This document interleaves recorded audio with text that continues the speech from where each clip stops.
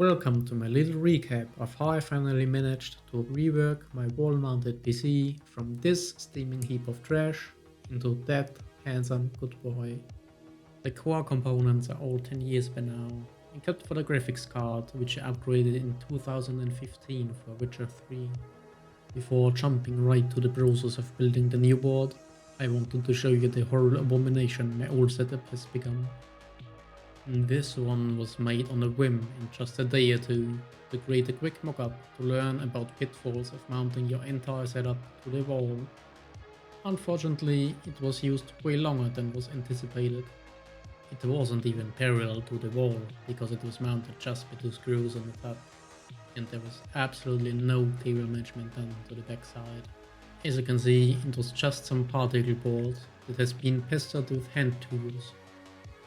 The first step of my journey was actually drawing the board and everything I needed in addition. What I used for this job was OpenSCAD, which I wholeheartedly can recommend if you know how to program.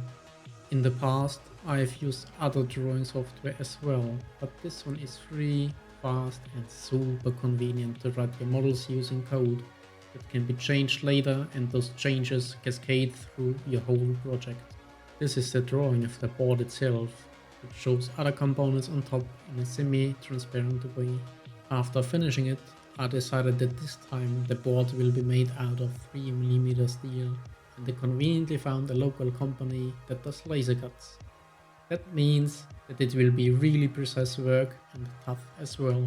Between the board and the wall I use those as spacers. It's just a cut of cone, which leaves more space near the board for the cables, but provides some extra surface on the wall to better distribute the force when tightening the screws. Since I unfortunately don't have a lathe, I 3D printed them out of nylon. Lastly, I have a drawing for a simple cage to mount the PSU to the board as well. This one was already used on my old computer, so I just kept that one, since it works like a charm and there is no reason to get a new one. If you're interested, I put all those drawings on my GitHub. When I finally received the board and looked over the surface, I saw there were some deep, ugly scratches in it. I don't know if this is normal or if the company just didn't give any fuck because it was for some low budget private project, but I didn't want to use it like that. The backside had some scratches too, but of course it's not as important as the front. Since I didn't want to make something hideous again, after living with that rancid miscreation for years, I decided to send it off. Bye bye, nickel coating. The backside was treated with an angle grinder, using a wheel for removing rust to get shit done.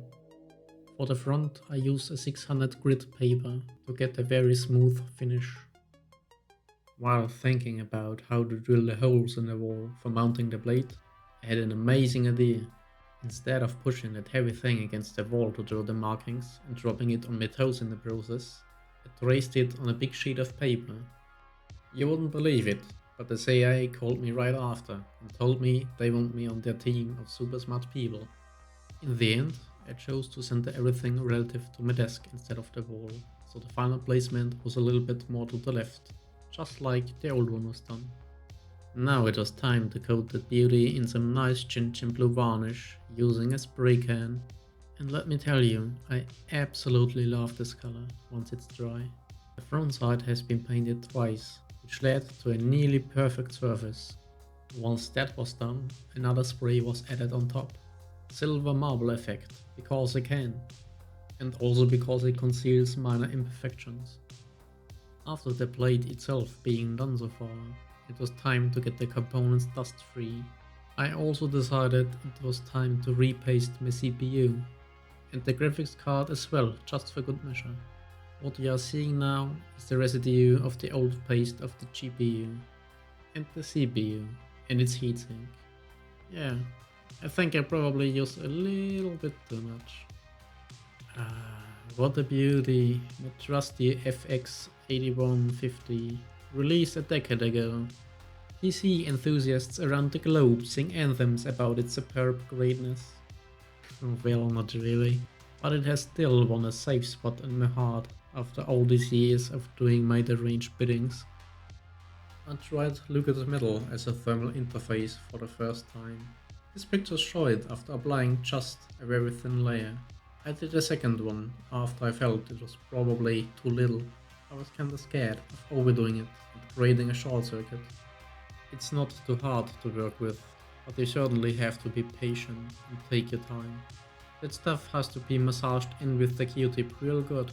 It's better to apply a second layer if you feel it was just too little, than going full the verge.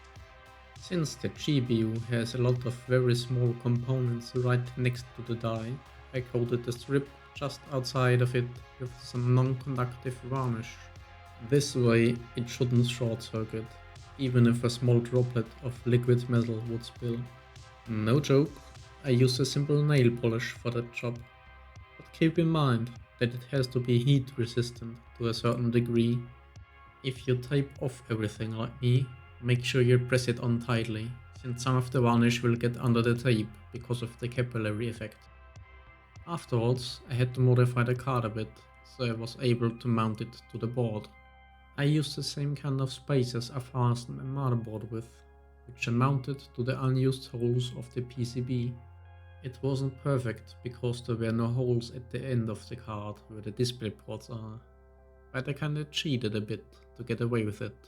Unless you go absolutely mental and pull on the card like a madman, everything will be fine. As you can see here, there wasn't too much space left between the head of the screws and the heatsink. Finally, it was the time to assemble it again. And indeed, it already looks way better than the old one. Since all the loose cables before pissed me off, I took my sweet time for once and tightened everything on the backside. Looks kinda calming. I hope you enjoyed this shaky footage with bad lighting. With everything done, I mounted it to the wall. Lo and behold, the blade sits perfectly on its throne. And even the mess under the table is gone. This always bothered me big time.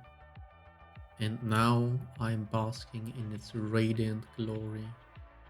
I know you can't hear it right now, but everything is so much quieter since I changed the fan from the AIO water cooler with run from Noctua. A change of day and night. I will show you some short clips now, which will demonstrate the performance and the sound difference for both CPU and GPU. Brace yourself for some disturbing coil whine.